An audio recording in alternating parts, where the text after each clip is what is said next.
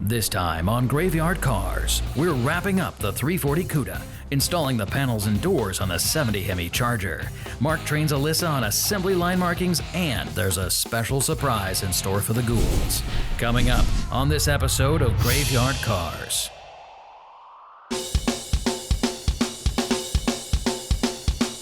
Things have really been rocking at the new shop. I personally laid out a beautiful paint job on the 1970 Hemi Charger in FK5 Burnt Orange. Autometal directed a beautiful job installing all the new sheet metal on our Phantom CUDA. We finished the 1970 383 CUDA, and Mark and Elena Daly could not be happier. With my daughter Allysa, my old buddy Will, and the newest ghoul to the team, Dave, we have been turning and burning like never before.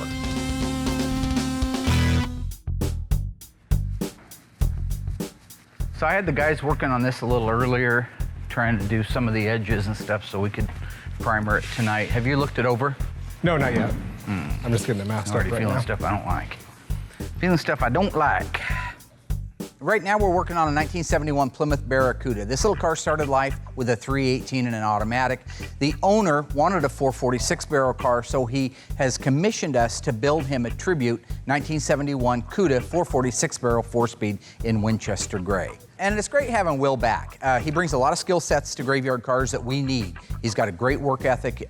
He does a phenomenal job. I have basically forgiven him for stabbing me in the back. It was in my heart to forgive him for that. And so I think that right now we're looking forward to a real good future together, working side by side and pumping out some of these cars. Billy came back.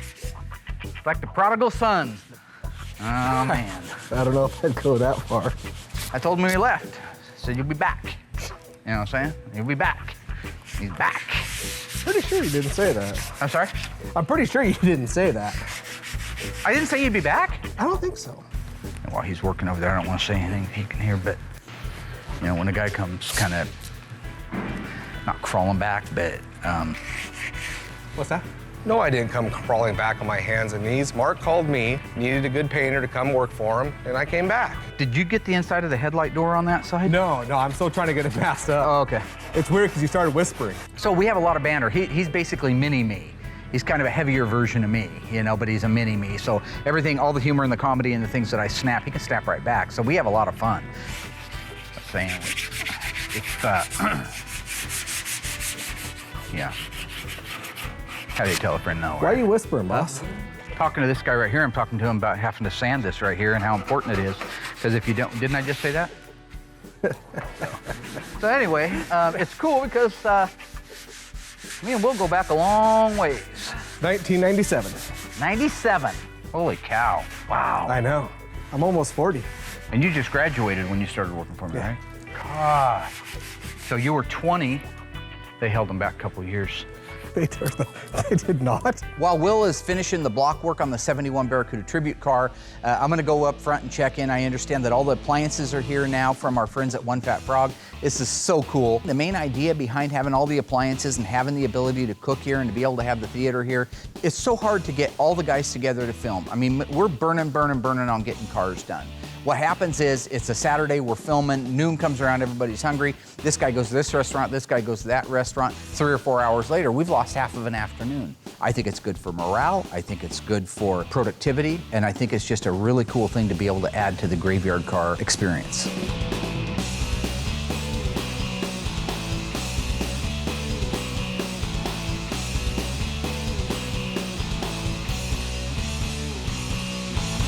Huh? Just because I'm in a good mood don't mean I can't knock a lung loose. Will is all finished doing the block work on the 71 Barracuda. It's time for another coat of epoxy primer. So this is time right now for the master to go in and teach the Grasshopper exactly how it's done. All right, so if you'll mix up the primer, I'll go get the masks. I just bought us 2 new masks.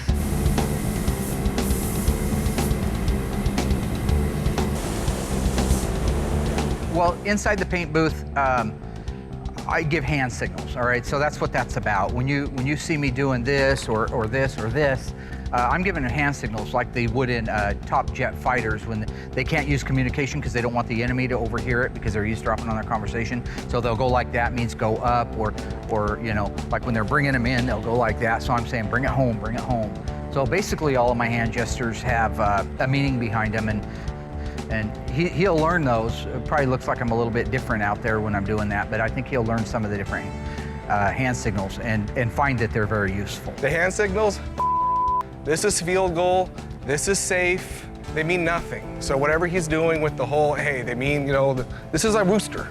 You know, you put your hand, that's a rooster. You know, so really, I mean, that's it. That's what it is. It's a life spent learning how to do something, and you take it very seriously. All right. So, hand signals might seem goofy to you, but to the guy that's receiving them or the guy that's giving them, it might save a life, or in this case, a paint job. So. Danger zone.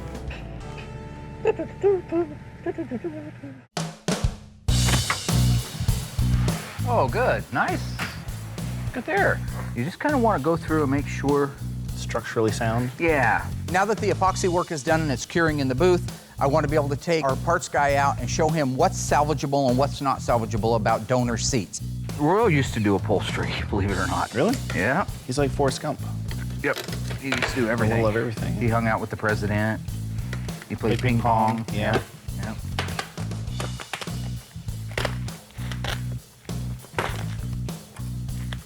Yummy. Oh, Rotten through.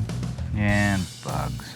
Oh, yeah, look at that. Potato bugs. Potato bugs. But this ate all the way through. There's no way to save that. Go throw that in the dumpster. This is a really good experience for Nick. He wants to be our parts guy, and he's really put a great foot forward towards it. Knowing what's good and how to tell if it's good, how much integrity has to be left in the metal, when is a seat track garbage and when can it be rebuilt? These are key things that any good restoration technician has to know. Therefore, any good parts guy also has to know. Pull this release, which is the same as pulling this lever if you were sitting in the car. That's the relay rod. Just pull it, tap it back out of the way. Pop this off. And there, so just grease. And there are your tracks right there, okay? That's just grease. So now you're down to the seat frame. You can already tell it's not crusty if you look at this. It's been reupholstered. Obviously, they didn't have velour back then. But look, you can still see the nice black paint on it. So why don't you go through there and cut all your hog rings. Nick has a really good idea now as to what's going to be salvageable and what's not. So I'm going to cut him loose to do the rest of the disassembly. Meanwhile, I'm going to go get together with the rest of the team, go over our progress board, and get the week lined out. This is going to cost somebody a dissension. Yeah, I don't know who drew those. Yeah, I think I do. That was me. We actually have a pretty busy week this week. The 426 Hemi engine and transmission and the rear axle assembly are all ready to go in the Charger. I want to get those installed. There's a little bit of detailing that needs to be done. Once that's done, I also want to work with Royal on buttoning up the back end of the CUDA, their 340 CUDA, because time is starting to run out on that project and we need to get it done. If everybody pulls together, does a really good job, I've got a very cool, unique, I think special treat that folks are going to really, really like. This incredible story becomes more ghastly with each report. This incredible story becomes more ghastly with each report. Okay guys, so this week we're working on our 70 Hemi Charger and our 1970 CUDA 340 automatic rear window louver car. I want to get the sheet metal put on. That's the doors, the fenders, the hood, okay? Once that's done, I want to raise it up in the air and get the drivetrain installed. That's the motor, the transmission, the K-member, the rear axle assembly. Before we do the drivetrain, Allysa, you need to put all the markings on. So I'm going to work with you on the finer points of detail, all right? I'm going to work with Allysa on the installation of all the assembly line markings and the original part numbers. I think she's going to do really well at that. Meanwhile, the rest of us can start putting the rest of the sheet metal on the car. So by the end of the week, I want that on. I want the drivetrain in it, and I want all the sheet metal on it. Bob's little 1970 CUDA 340 rear window louver car. I want to get all the rest of the back end of that wrapped up so that we can move it forward towards getting it done in the next 2 weeks. We still got our little 340 CUDA over here that we're running a little bit out of time on. I think we're okay, but we got to keep pressing forward. Just because we have something over here doesn't mean we don't have something over here or over there. So between everything, I think we're going to have a really good week. So we're going to run out of time soon on it. Feels like we're doing really good because we're knocking out a lot of hardware, but tomorrow's going to be here before you know it. So let's rock and roll. Take those two seats up and put them somewhere in his parts room so we have that bench to work off. I want to get all of the bolts set out for the fenders and the doors for this car so we can get the sheet metal. You want that whole thing cleared off? I want the whole thing cleared off unless it says Hemi Charger. Okay. Working on the balance that Mark and I started yesterday, and nothing's lining up. Bro, you need a toupee, I decided, buddy. No, I'm fine. I'm sick of your bald head, No, man. I'm fine. Tired of it. Well, You need a toupee, and that's what I'm gonna buy you for your birthday, bud. A good look. I Buy just me watched any- Seinfeld where Costanza You can got buy- one. You You can look buy good in anything it. you want. Elaine hated it. See, This it's back's not smaller. lining up. Okay, you want to stop screaming for a minute? I think we had the wrong hardware in there. I think these are okay that we did, but I think these are too big. Look at the factory size of the stud. See, that'll allow us, I think, more latitude. Gosh, those are so small. Nice. That will allow for more adjustment. It will, yeah. where do you want the 70 Charger parts? They can just be out. This can all be here then? Yeah, we're looking, what I'm gonna be looking for is the hardware that holds the doors Right and here. the fenders on. So you're gonna need to get things out. Okay. And we're gonna need door latches too. Okay. You're butting up against it right there. This doesn't go anywhere. That should move over a little bit. It fits the hole perfectly. It does there, not when you move it over. The thing about the Valance is the body men should always take the time to pre-fit them. In this case, they didn't take the time to pre-fit them, so it means extra work for us to be able to get the style lines on both sides to line up, along with lining up with the center bracket and the rear body panel. We'll get there, it just takes a little bit of extra time if the pre-fit isn't done. Mark thought these were the right ones first, but as it turns out, they were wrong. These were for the Valance clips, and Mark was guessing that these were right, and they're not for this car. They're right for some of the B bodies, but the E bodies use the smaller one and the smaller clip. That way it gives you a little bit more adjustment in the balance. Yeah, I did have the wrong diameter of stud, but at least I knew that it took a stud, okay? He would have been putting bolts in there. He'd been wrenching it like crazy trying to get into this no access area. And Royal's just looking for any chance that he can be the man. Once you get the rhythm, once you get her going there, you Come know. on, get rhythm. You got none, buddy. Huh? I got more rhythm than you do. No, you don't. Yeah, I do. Roy, you haven't got any rhythm, bud. I'm sorry. I see chattering your teeth and tapping your foot to the ground nervously is not rhythm, bud. Rhythm, you see me dance, okay? That's rhythm. We've all seen you dance. It looks like a spasm. While Royal and I are working on the 7340 CUDA rear valance, I've got Will out looking for the correct hinges that were pre-fit already for the doors for the 70 Hemi Charger. Will has been doing an outstanding job. He's a team player. He's working his butt off to make this work, and I'm very proud of him. No hinge. No hinge. There's 2 boxes over there, Damn it.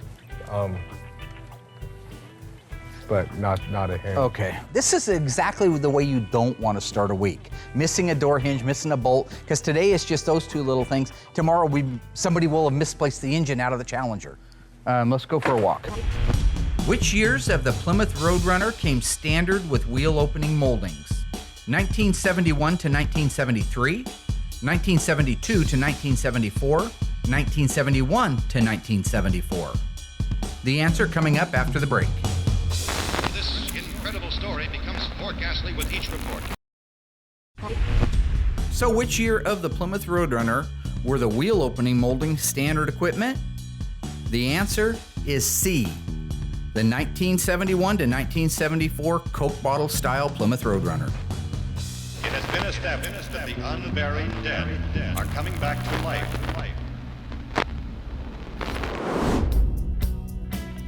And this is the only one that you have? Yes, sir. And I went through the 2 boxes that are underneath Dave's bench. All right, let's go see if we can find one. I think I saw another one of these upstairs. But the parts room, once again, has saved the day. Being organized, having everything in place. Now we can get back to working on the car, get the doors installed, get the fenders installed, and get the hood ready. Yeah, that's it. Oh, sweet. Yep.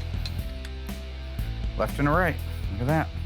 These hinges can go a multitude of ways, so I'm just sending Will out back, look at a 68 to 70, and see exactly how they went on from the factory. There's a chance, there's always a 50-50 chance I'll put it on the wrong side. I just want it to look exactly the way it did at the factory. The rollers and the little check bar go down on the left-hand side, and they go up on the right-hand side. When you're actually out there putting them on the cars, you say, okay, which way was it? Was it upside down or is it right side up?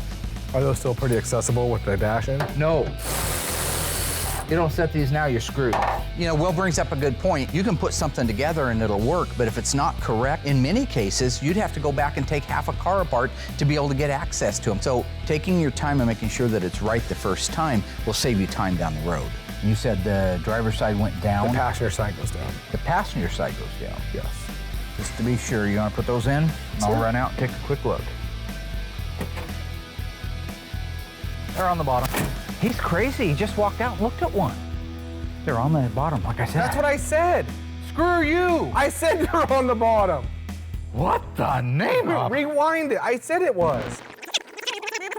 You said the driver's side went down. The passenger side goes down. The passenger side goes down. Oh, you're insane. Can we go? Dude. No, there is no dude. That's messed up. No, I know it went on the bottom. Hand me the other one, the other lower hinge.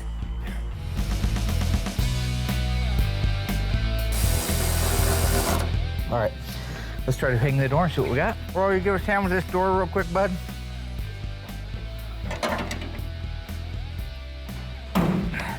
It's in the open position, so it should be coming out about like that. Putting a car together that has one of the most angelic paint jobs like my 70 Charger burnt orange car, you gotta be careful. You don't wanna put a chip or a scratch or a nick or anything else in these things. Taking your time, again, doing it right, being cautious, being aware, that's the important thing. It's okay. Careful, careful. You took your thumb out. That looks awesome. I love that color. You're gonna move it straight back, right? I just need to loosen them up so it can go straight back, yeah. Is there that much play in that? Yeah. In that pin? I'm not laughing, it's royal. Laura loves What?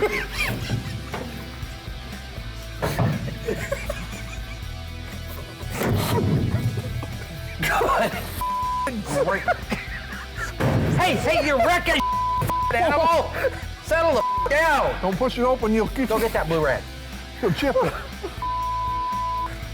Crazy rager. With the sheet metal on the Dodge Charger now and the rear valance all buttoned up and fitting like it's supposed to, I'm gonna go over to the body shop with Will and I'm gonna start blocking out the deck lid for the 70 Dodge Charger. Let's put some foo-foo on there. Some what? Foo-foo, some blocking powder, sorry. Foo-foo? Blocking powder. Blocking Guide powder. Nice hair today, huh? What's wrong with my hair? Looks like a little kid that wakes up on Saturday morning to watch cartoons. Yeah, pretty much. Will did good. He's been painting for me for a while now. He's doing an awesome job, but I want him to be exactly like me, the best in the world. Without the arrogance. Well, I don't know about. So do you want the 150 or So why is it when I point out a fact it's arrogant? I need a 150, please. Because you shouldn't have to tell the people that are watching that you're that good. The people that are watching should already know you're that good. So we're gonna go ahead and waste, because there's body men right now all over the world starving that would love to have that little piece of. Are you gonna send them that piece?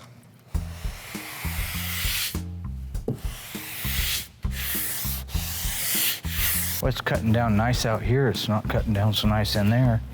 But you can see it tapering out here. The puddle is right there. Yep. If you press too hard, you'll push right down in there and pull that guide coat up out of there. Well, there's another layer of primer, but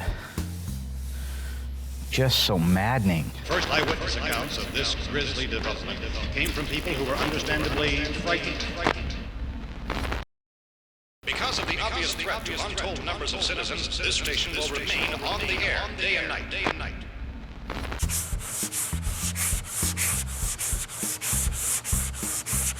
See that?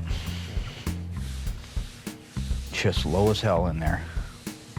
Okay, get me blown off there. I'm gonna mix up a little bit of glaze to put on there. I hate Mopar deck lids. I don't care if it's CUDA, Challenger, Charger, Roadrunner, GTX. I don't care. They're a to do. This particular one is really flat, but has a low spot. So I'm gonna go over and mix up a little bit of plastic filler with some polyester, catalyze it, put it on the deck lid so that I can sand it down, and then we can reprime that area and be able to block that thing out to perfection. Look at it, you can see it sunk right into the hole.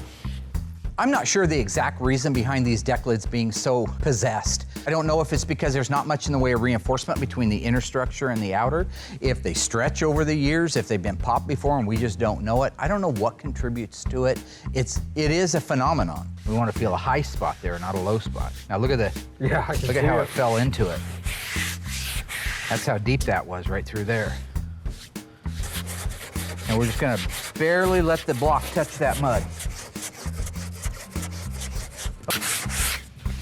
See how that starts to feather back there? Very nice. That feather's nice, but you can still tell you got too much material in here. So we're gonna go to a fresh piece of 80 because we want the sandpaper to do the work, not muscle. And that's easy for you. Sorry.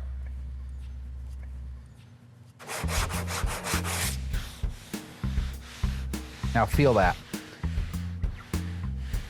Now go over the top of the center of it. It's as perfect as you're gonna get to feather into the old body work. That's where you're gonna get, and the rest you're gonna bridge. I'm calling it right there. Go ahead and blow that off. I'll put a little bit more on that end down there. Blow it that way so we can blow the shop out that direction. That was the plan. I know it was, Willie. Willie came crawling back to me a few weeks ago. Kind of cool. I just got the word that the transport guy showed up and it's got my 2 new E-bodies coming to Graveyard Cars. One is a 70 CUDA 440, the other one is a 1970 Barracuda Grand Coupe. The 1970 CUDA with a 440 in it, that's a very unusual engine option. Most 70 E-bodies are 446 barrels or 446 packs. The other car is a 1970 Plymouth Barracuda Grand Coupe 318 4-speed. A couple of really neat cars coming in, and I'm just blessed that we have as much work as we do. See, this is a golden opportunity for Will. A young guy, didn't get to work around this stuff much when he was, a kid. I mean, these cars were off the streets. What do you think, Will? We're ready. This is it, man. This is what you dreamed about your whole life. A good portion of your life? Well, you're 12. How long can you dream? Oh, this ought to just whip right into my skull.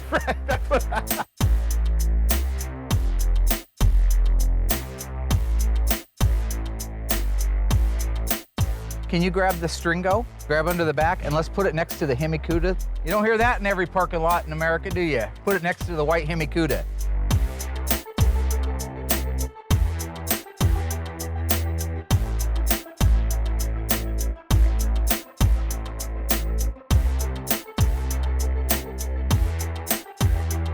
Here we go. Piece of cake.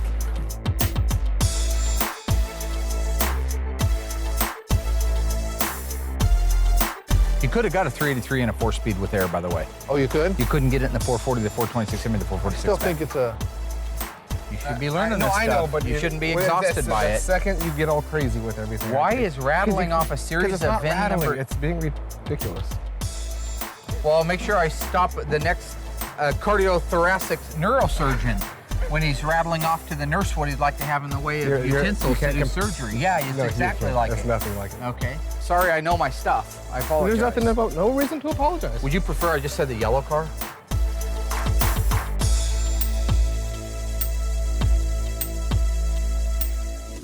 First eyewitness accounts of this grisly development came from people who were understandably frightened.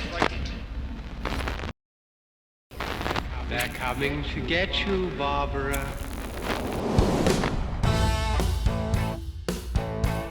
So we're going to start over here with the transmission. These are the details, some of my markings we were talking about. Going over the finer points of detail, I call it, when it comes to putting these cars together.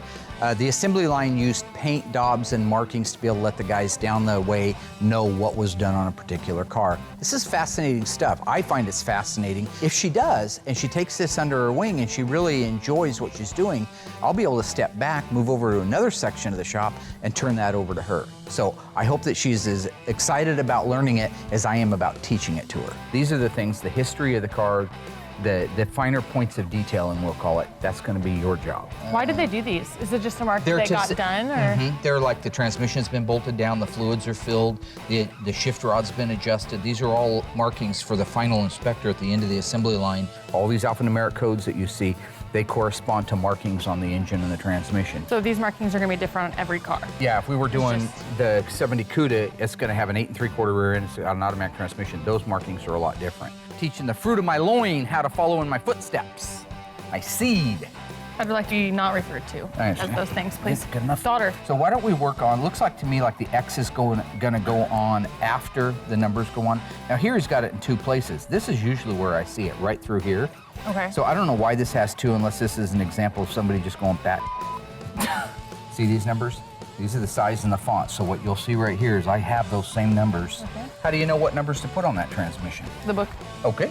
Well, let me just take a quick guess. Is it a 6, 7, 8? 678 would be a real nice 23. 23 spline But it's body. a combination of these. It is a combination of those. So you have to go to the broadcast sheet. And what we're looking for are assemblies, not particular part numbers, but assembly numbers. Transmission 676. There's your numbers. 676. 676. There's a 6, 7. We'll go back over and do the 6. And there you go. So there's our part numbers, last 3 digits of our part numbers. So why don't you take this, and I want you to swipe this across the numbers like we saw. Across the VIN? Not the VIN, the casting number. It's across the casting number. It's a pretty color. So this white daub of paint right here is, On the top. put me one right on top of this bolt head, and then all the way to here. So this covers the top of the bolt, the top of the washer, and into that area right there. Yep, beautiful. And then we got a white daub between the 1 and 2 bolts on the transmission. So we got a white daub right here. So wait a minute, this is backwards in the book, right? Because that's self, I'm just trying to figure out how you're getting from the diaphragm to that, because we're looking at it from the opposite side, so I was confused. Alyssa's a bright girl. I mean, obviously, you know, look where she's coming from. But I think she doesn't pay attention, and then she plays catch up. So when we're looking at the driver's side of an engine and transmission, we know the shift linkage is on that side, and we go to the book, but the book's just located on the passenger side of the car, and she says, I don't see it on this side of the engine. Well, of course not. You just pick up the book and walk around 180 degrees, it's right there. When you're looking at like here with the shift rods, see all these shift rods? You don't see them over here. So that's a clue they're not over here. Yeah, Now, giant this one. is what this is all about. Oh It's not my a chance God, for me you're to make the fun of you. worst trainer. Can I like have someone else train me next I time? have Is been Royal told- available? I have been, yeah. Is Royal available? So we have one more white daub. Does this help a little bit? Because now you Yeah. can see the Oh my God, it Look matches at- the picture. Yeah, exactly. I'm learning. I threw you a curveball by Weird. being on the other side. I Weird. apologize. I know, it's so weird. You're doing a good job. I'm sorry I'm not a good teacher. You just need to have more patience. Maybe I wasn't a very good father. There's no such thing as a stupid question. You ever hear about I've that? always had a problem with that. You didn't have very many friends in school, huh? Most of them beat me up. Wonder why. Such a likable person. Okay, not on my floor. It's a $250,000 floor. Oh my It'll God. clean up. Oh my God. You're so dramatic. You exert a lot of energy on things that don't matter, Dad. This is a polished floor. They cut it down with 40 grit, and then they polished it out with 80, and then they went to 120, 360, 400, 1,000, 2,000, and then they buffed it with a 480 volt machine so that it shines like glass, and you just throw paint on it like a crazy person, like a sociopath burning down a house. Really? I'm a sociopath now? Let's worry about the rear end now. Okay. You know, other people doing this for the first time are gonna feel the exact same way I do. I know it. I know it. But you're my daughter, and I expect perfection out of you, just like you hold me to a higher standard of perfection. Only because all the smack you talk. Let's do the 084 right here.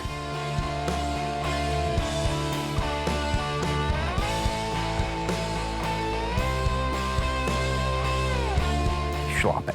Okay, there's a schlop right in there on that inside of that. No, Oh, dear God, white. wait, Why have you gone crazy? I didn't mean with the yellow, I meant with the white. Why? Was I supposed to know that? Oh, Mama. I'm Oh, sorry, you I are thought so I went a little stressful. crazy. Yeah. Nice job. Give it up. Sweet. Allysa did a phenomenal job. This is her first time out of the gate, and it's very overwhelming. There's a lot of things, there's a lot of markings, there's a lot of little intricate details. With all the assembly line markings now in place and correct for our 70 Hemi Charger, we can get them installed. We can bolt in the K-member with the engine, transmission, bell housing in place, as well as the rear differential, button up the bottom side of it. And if that goes well and we get that done, no damage, and I don't end up killing anybody, I have got a really cool surprise for the guys.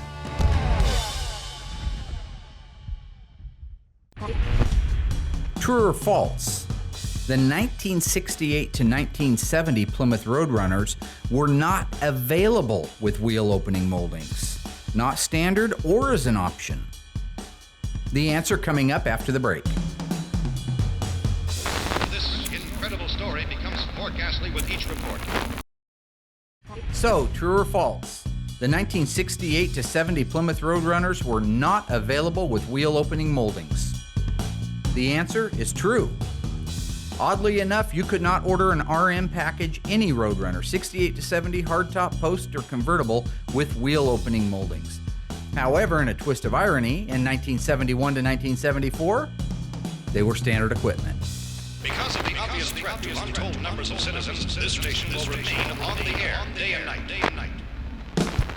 Okay guys, so what I want to do is get the rear end put in the car first, because remember the counterbalance thing? That thing weighs over 1,000 pounds right there, so if we put it in the front and we don't have something in the back to counterbalance it, that thing's going to want to do the endo. So I've got everything set up on it. It should go in really easy. Okay, Will, I'm going to let you do some of this because you haven't done too many of the mechanical things. See how easy this goes together. Me and Royal, the old salty dogs. The 426 Hemi is an elephant, not by nickname, but by reality. You compare it to an engine that has more cubic inches, like a 440, and it dwarfs the 440 because of the massive Hemi heads. Now you have to take this 426 Hemi with this manifolds, with the heads, with all of this stuff, and fit it into the same engine compartment that would accept the 440 or 318 for that matter. What's the X mean on the rear end? It's an assembly line marking, and I don't know if it meant that all the bolts were torqued down or if it had the fluid put in it. I don't know. Some guys know. I don't know. I thought you knew everything on these. I know it's supposed to be on there. But you don't know why. Yeah, I didn't work on the assembly line in 1970. Why No, are you but laughing just- nervously, man? I'm not laughing nervously. You just said you're the greatest Mopar. Restoration technician the world's ever known, yeah. So I figured you would know everything. Yeah, well, the second greatest Mopar restoration technician that the world's ever known doesn't even know it gets an X on there. Okay. I just figured you knew. I'm closer to levitating than I am falling. I figured you knew. I guess not. I don't want to put wheels on because Alyssa's got to come back and we're going to do the rest of the detailing on everything once it's in.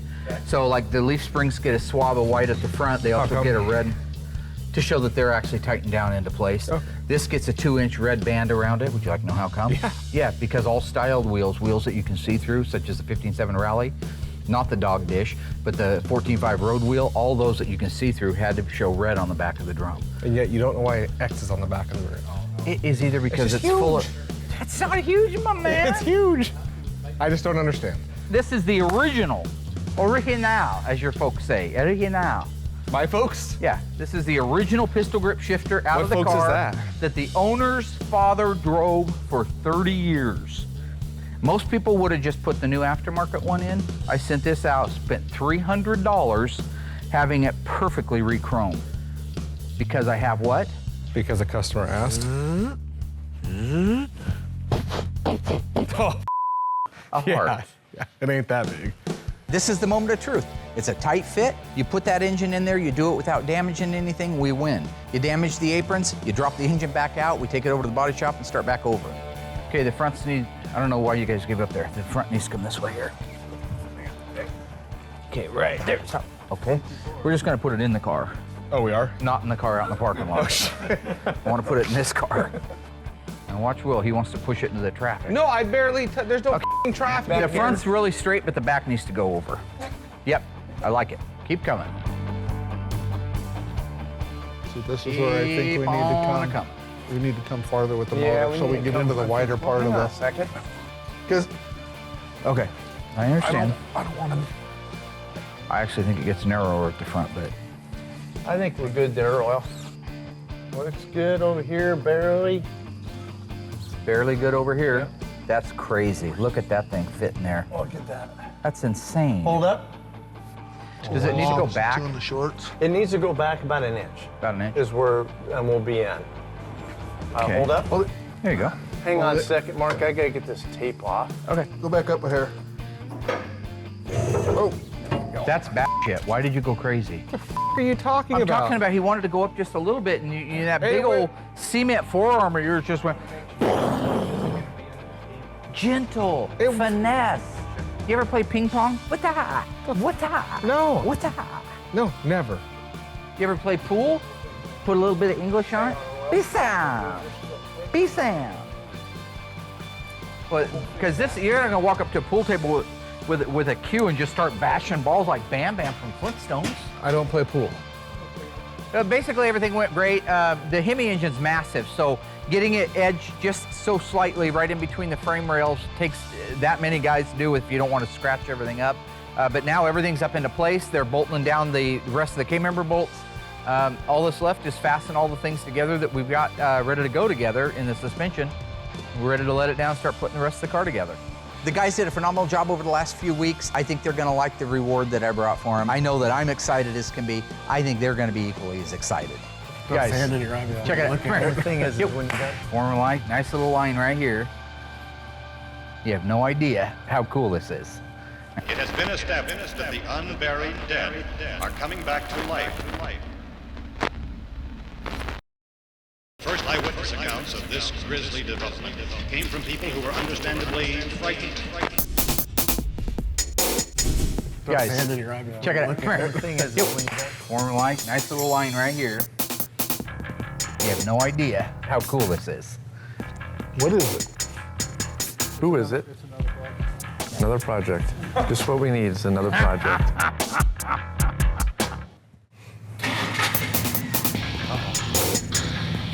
Hey, it runs.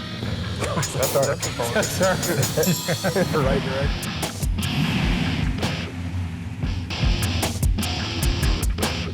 That is cool. Oh, yeah. Oh. Nice. Look at the chrome bumper. That is the car. Look at all the chrome on that. That is nice. Christine's up! That car is sick. 1958 Plymouth Fury, 350 cubic inch, dual 4. Killer car, literally. That's awesome. Is that just an awesome car? Awesome. That is It sounds freaking cool. awesome and everything. It's scary. This is really exciting. For me, I've always loved the movie Christine, so to have the actual one of the cars that played a part in the movie come out and detailed as well and as accurate as this one is just a blast. Absolutely walking around on cloud 9. Look at the single backup light in the bumper. Yeah. Look at those fins. Go They're check, cool, aren't they? check the dude out, man. He is Yeah. awesome. That guy is awesome. That's awesome. Hey, That is cool. roll down your window. Check him out. Okay, that's weird. Yep, that's weird. Yep, there's nobody driving it. What? Yep, I don't know any part. There's nobody in the car. Yeah. There's That's nobody weird. in there. Yeah, yeah. Driven by Satan! Yeah, who's running this thing? The guy who owns this car, his name is Bill Gibson out of Florida, Pensacola, Florida. And he's the guy that looks like he's got a big smile and a remote control in his hand. That's the great Oz behind the curtain right there. I know you were panning Royal, on this there is for a Bill. minute. I saw the fear in your eyes. Man. I could tell. I think that was I could awesome. tell. It's Cars don't drive Okay, themselves. Christine, go ahead. Take a break. There we go. Thank you, girl. Awesome. Yeah. Bill Gibson, this is my beautiful, lovely, significant other, Christine. Been in contact with Mark for a while, and Christine insisted that we had to come down and visit you guys at Graveyard Cars. Bill really went out of his way to make this happen. This is one of those lifetime experiences that we'll always have at Graveyard Cars. It'll make it into one of our posters. It'll be in our kitchen or our lobby or one of the other areas that we hang out, because this is part of the fabric of the life of Graveyard Cars. This is considered a classic car, but it's everything a classic car should be and more. I mean, it's red and white, which is the ultimate color. Got awesome lines. It's got the fins, which is, distinguishes that era, and all the chrome. And I mean, it's cool. The tinted windows make it look so mean. The headlights flashing, and it's a cool car. I think Christine's really cool. I mean, how often do you get to be this close to a real movie car? This is really cool to me because seeing this car is a 58 Plymouth, and I had a 58 DeSoto, which is real similar. Just really big, round-fendered, big fin, sexy car. Can I open this side? Sure, go right ahead. Oh my gosh, can we sit in there? Sure, You sure? go for it. Just watch that seat. Why are you afraid to get in here? As long as you don't eat I didn't see cheeseburgers, you're anybody fine. driving. There you go.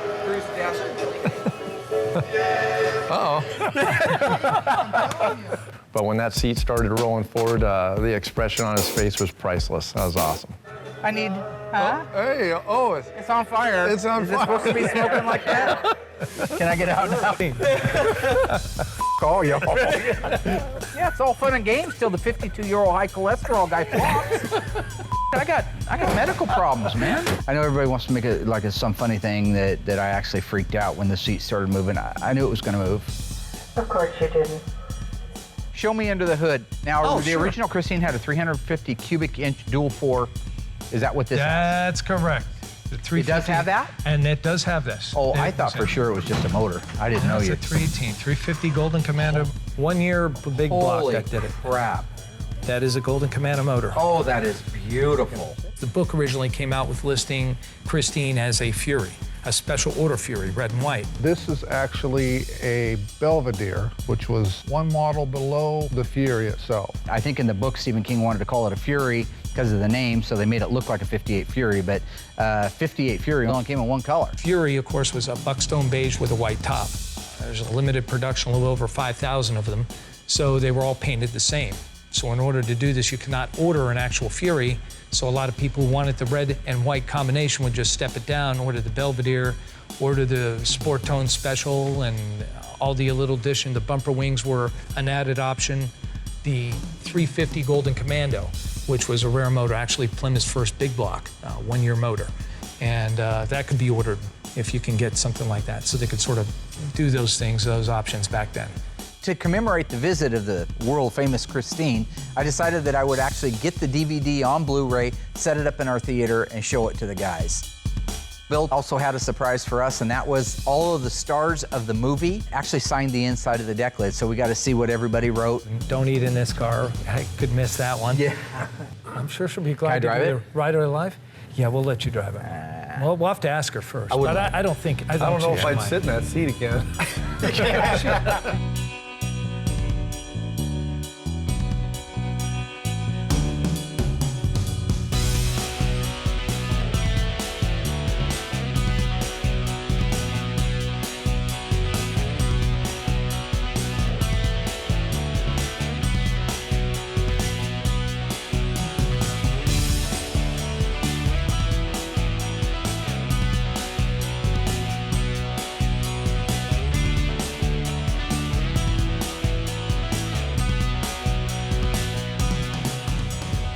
It was great having the mayor out. I think that was awesome. It just shows that we're a little town and we all stick together. I'm Christine Lundberg. I'm the mayor of Springfield, Oregon, and I am here because I wanted to see the car Christine. I'm Christine.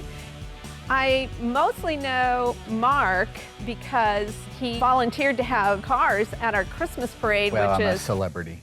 because, okay, start again. I know. Thank you for coming out. I want to show you this beautiful car. She's a very jealous girl, I will tell you that. I know. Who's laughing? Why are they doing that? What was that? Christine. It's Christine. She's got a male voice? Yeah, you're comfortable for now. She gets very mad.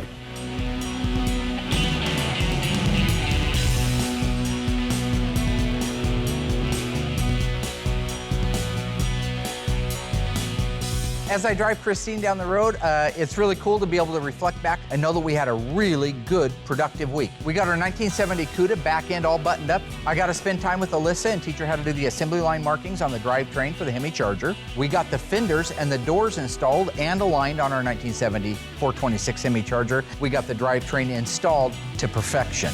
And to top it all off, we had an absolute blast visiting with the one and only demon-possessed Christine 1958 Plymouth Fury.